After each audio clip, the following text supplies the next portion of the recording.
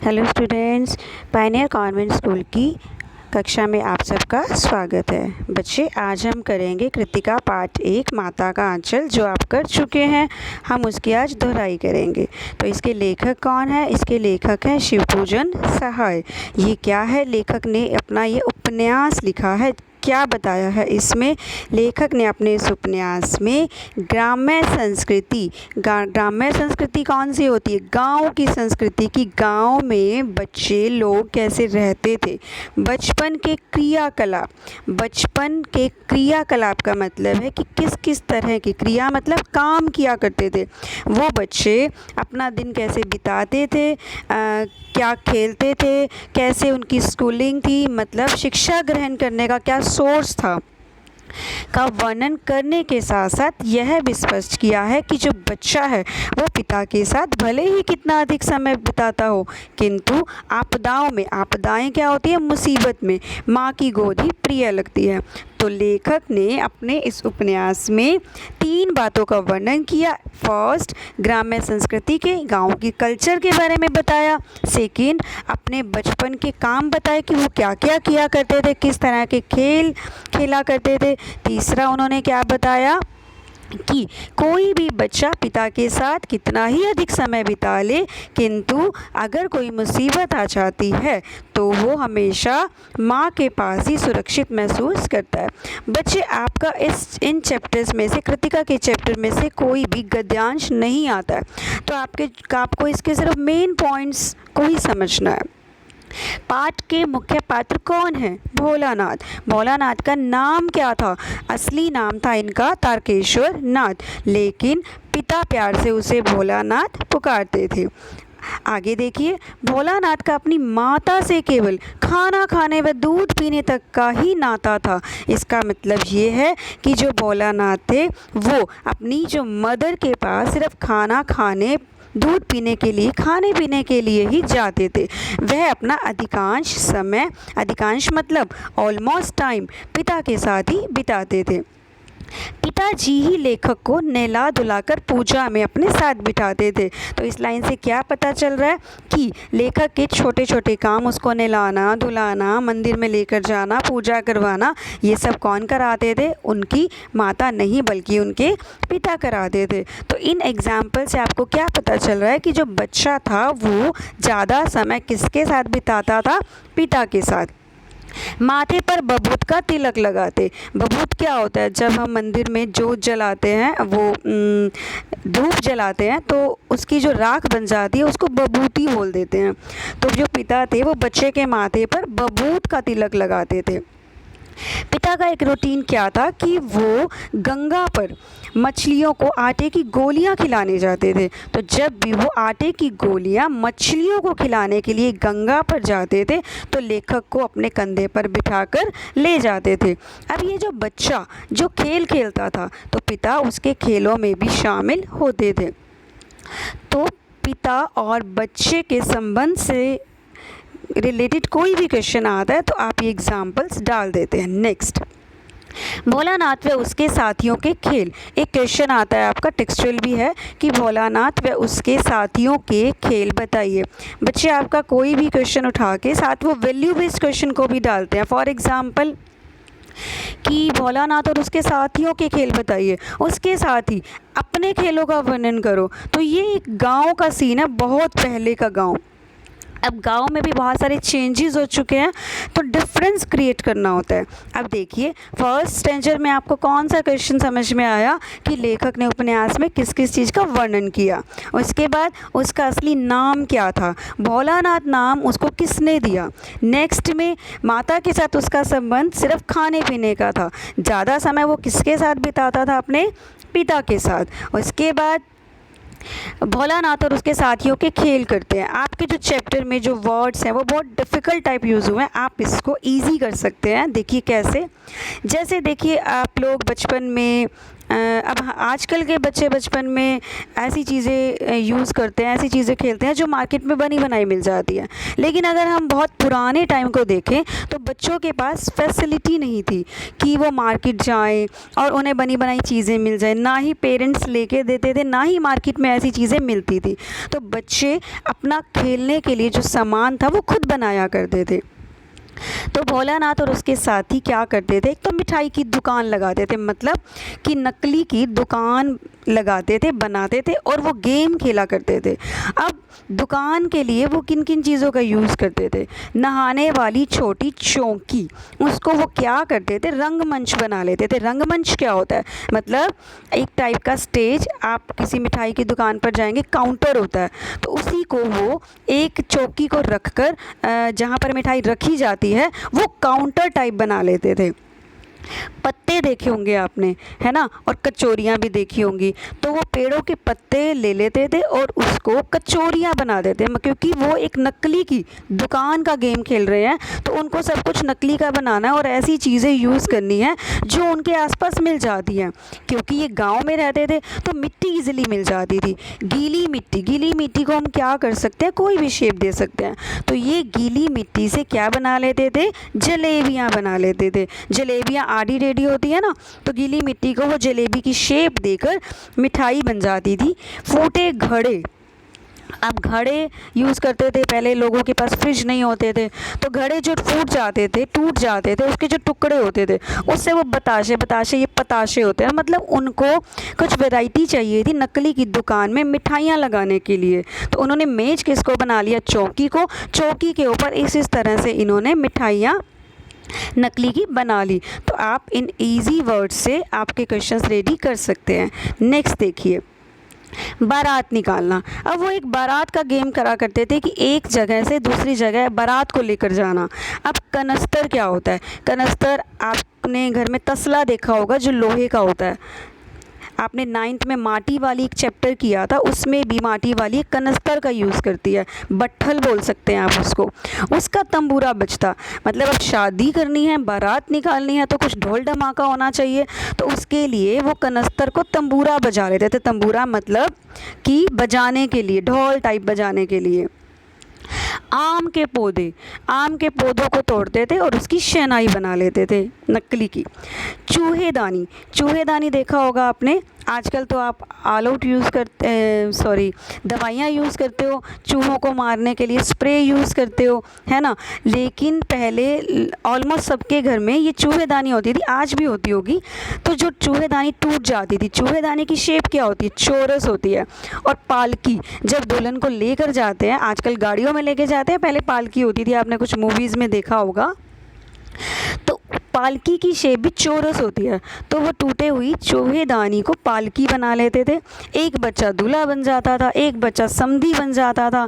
आम व केले की टहनियों से वो आंगन सजाया करते थे, मतलब किसी भी बच्चे की छत पर वो खेल रहे हैं तो छत का एक कोना वो लड़के का घर बना देते, दूसरा कोना लड़की का घर बना देते। बारात एक कोने से दूसरे कोने जाती थी और जहाँ पर बारात जानी होती थी वहाँ डेकोरेशन के लिए वो आम और केले की टहनियों से पूरे आंगन को सजा देते थे।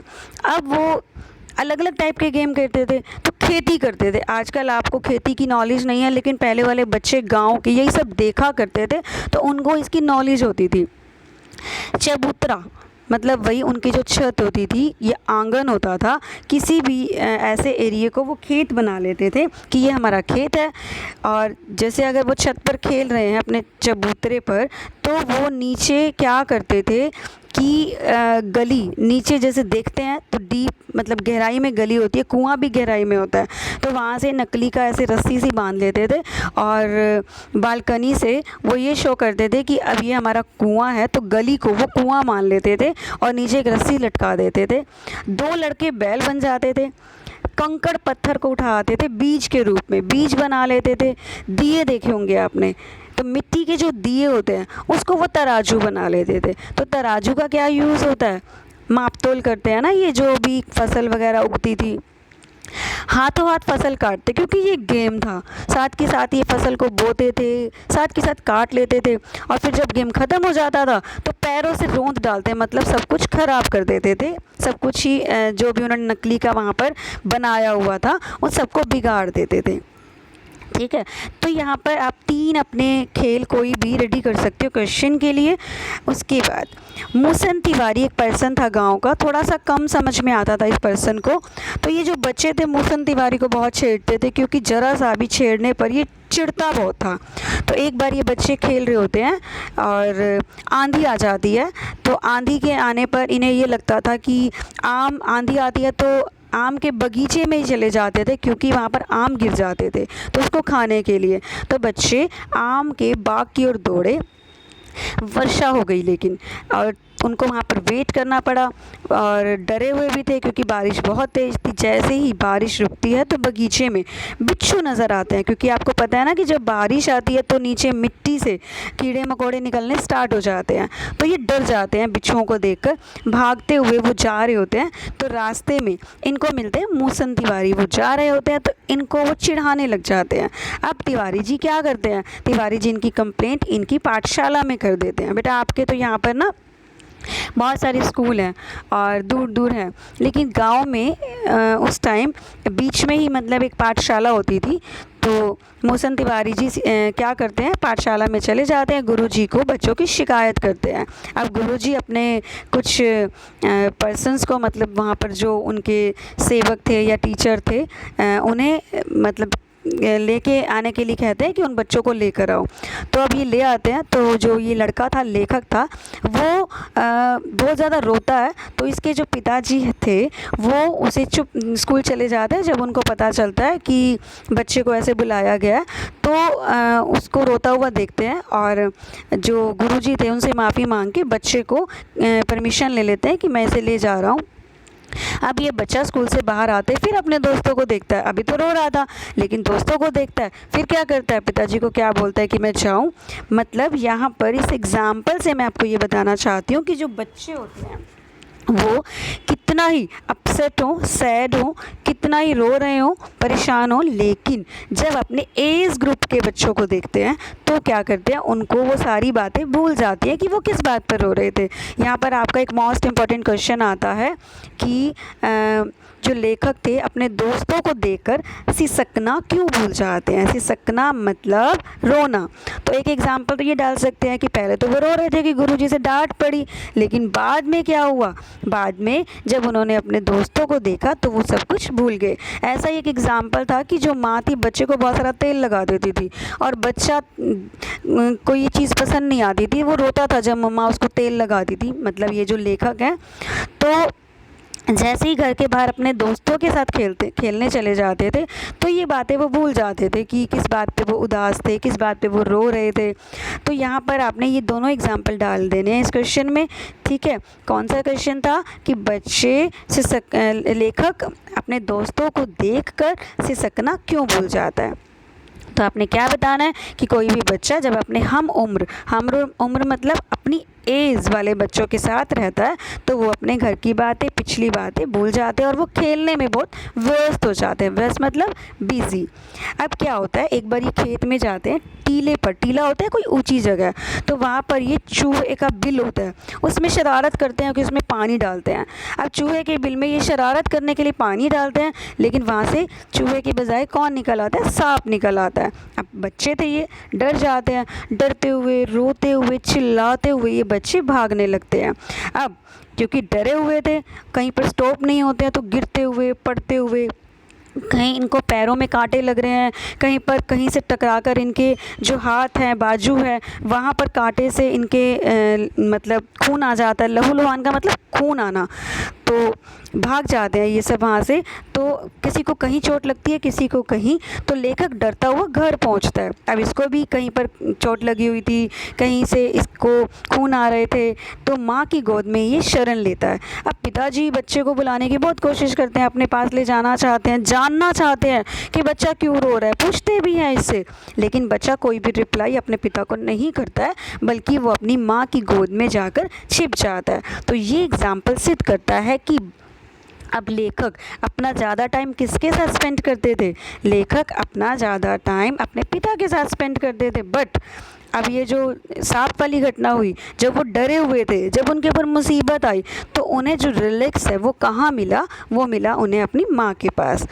तो इससे क्या पता चलता है कि बच्चा कितना भी पिता के साथ समय व्यतीत कर ले, लेकिन मुसीबत के समय उसे माँ की जो गोद है वही सुरक्षित लगती है। तो बच्चे, आपके जो कृतिका में जो क्वेश्चंस आते हैं वो ऑलमोस्ट वैल्यू बेस्ड आते हैं, इनके साथ अटैच होके। तो आपको स्टोरी अच्छे से पढ़नी है। कौन कौन से क्वेश्चन करने हैं? एक तो यही विपदा वाला जो लास्ट क्वेश्चन कराया, एक लेखक और उसके दोस्त क्या खेल खेला करते थे, खेल आपने देख लिए, बारात निकालना, खेती करना, ठीक है। और कौन से खेल सामग्री का प्रयोग किया करते? सामग्री यही है जो आपको वर्ड्स में मैंने बताई है कि चूहेदानी के लिए वो पालकी का यूज़ करते थे। तो ये एग्जाम्पल डाल के आपकी सामग्री बन जाएगी। आपके खेल और खेल की सामग्री इनसे कैसे अलग थी? तो आप तो मोबाइल पे गेम खेलते हैं, कंप्यूटर है और बैडमिंटन है, बनी बनाई चीज़ें लेके आते हो। तो आपकी सामग्री क्या है? बॉल, बास्केटबॉल, बैडमिंटन, ये सब, ये आपके वैल्यू बेस्ड क्वेश्चन में है। ओके। ग्रामीण संस्कृति का चित्रण है, सिद्ध करो। तो ग्रामीण संस्कृति है, बच्चों को खेत की नॉलेज है, ठीक है। बच्चे, वहाँ पर पाठशाला है, स्कूल नहीं है अलग अलग। ग्रामीण गांव में ऐसा ही होता था। और कच्चे घर हैं, वो खेतों में, खेत आसपास खेत हैं, बगीचे हैं, तो वो वहाँ जाकर खेलते हैं। तो इन्हीं में से आपने एग्जाम्पल ले लेने हैं। ओके, आई होप आपको अंडरस्टैंड हो गए होंगे क्वेश्चंस कैसे आते हैं। अब आप इसको रिवाइज करेंगे तो आपको कोई डाउट नहीं रहेगा। ऑलमोस्ट क्वेश्चन आपके वैल्यू बेस्ड आते हैं, आपको सिर्फ चैप्टर को समझना है और खुद से बनाना है। ओके।